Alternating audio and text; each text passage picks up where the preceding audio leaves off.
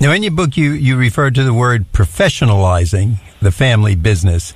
Is this what you do? Like I guess all family businesses have their own way of doing something kind of home-baked and simple. Do you come in and kind of bring it up a few levels? I get it to where I get it to where it needs to be from wherever it may be. So let me give you some background on that. Every family business that started typically started with an individual. It could have been a group, but typically an individual who, either saw an opportunity or their back was against the wall. They were unemployed and they were trying to find a job. And through hard work and, being sufficiently intelligent and some luck, they made this thing work, right? And for some reason, they did it better than other people. And lo and behold, now I've got this business that's making money. And so the next generation comes along, and I bring them in, and I'm transitioning the business.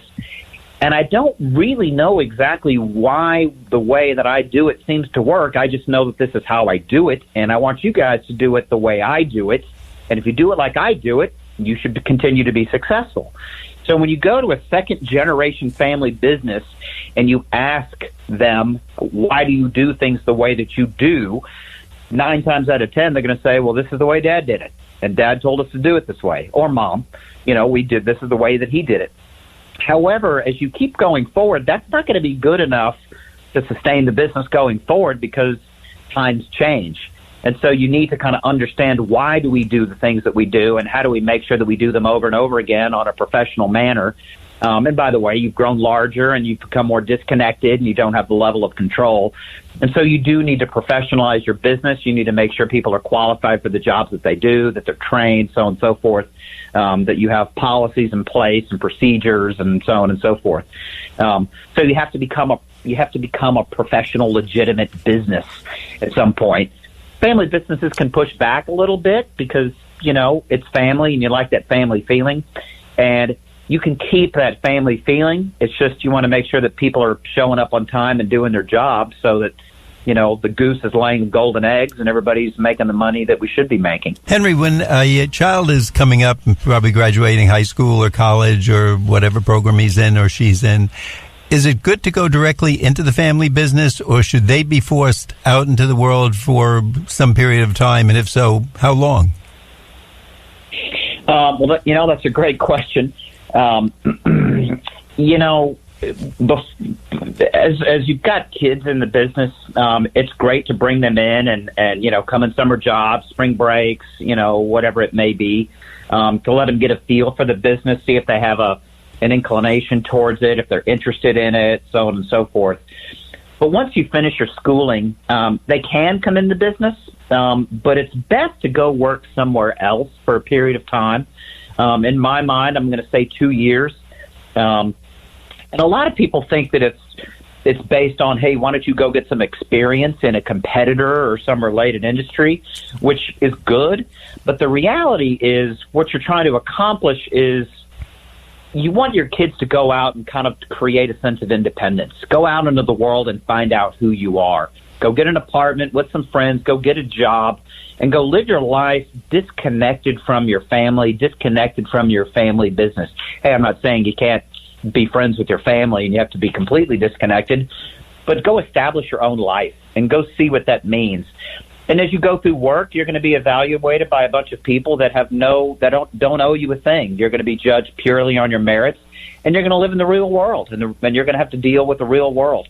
After you've done that for a couple of years, you've kind of established a sense of who you are and so on and so forth. And, hey, maybe you're doing great. You don't want to come back to the family business. And at the end of the day, the goal is to be happy and productive in your life, wherever that may be. But when you come back, if you decide you do want to come back to the family business, you're going to be much happier because you know that you've done your own thing and you're not here because you have to be here.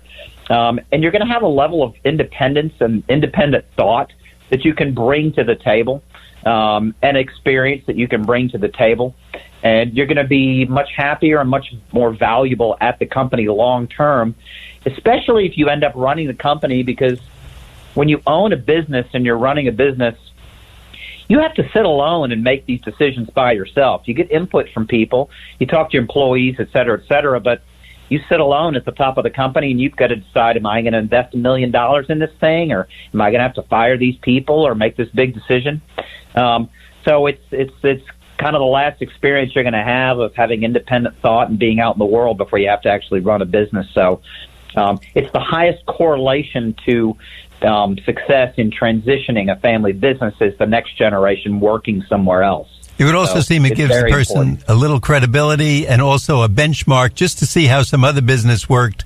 So when they're talking about it, people just don't look at them and go, oh, he's here because his daddy owns the company, or she's here because her mother owns the company, type of thing. So right. Flying under the wing of your father and mother your whole life. There you go. You know, who are you as a person? You're just your parents' child. One of the questions is, I'm reading a book, it kept popping up to me, so it must be something that comes up.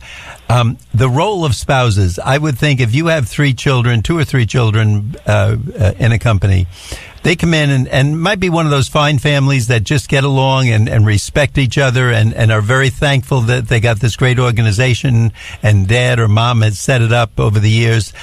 But now a spouse comes in and goes, gee, your brother has all the power, or it's amazing, your sister gets away with that. She gets 6 weeks vacation, you only get 3. Is that a lot of problem, or where you see the problems with the spouses who come into the picture? Well, it's not necessarily a problem. The way that I look at it is, you know, there's the family in the business, and then there's the family members that are running the business, right? And the people that have the influence, there's people that influence the business and the direction of what's going on in a business. There's the key employees that are non-family members. There's the family members that are in the business. Then there's the family members that are outside of the business. You know, maybe I work in the business and my sister does not work in the business. She may be a potential owner. She's the child of my parents who may be in the business, so she's connected to it, has some influence. But then there can also be the spouse that is not a blood relative of a family member. So, you know, we all go home at night and we talk to whomever we talk to, our trusted people that are in our lives, and they could be family members or they could be friends. But those of us that are married, you know, we go home and we talk to our spouse about, you know, what's going on in my life, what's going on in work, and so on and so forth. And you share all of these thoughts with them, and they have inputs, and they influence how you think about certain things.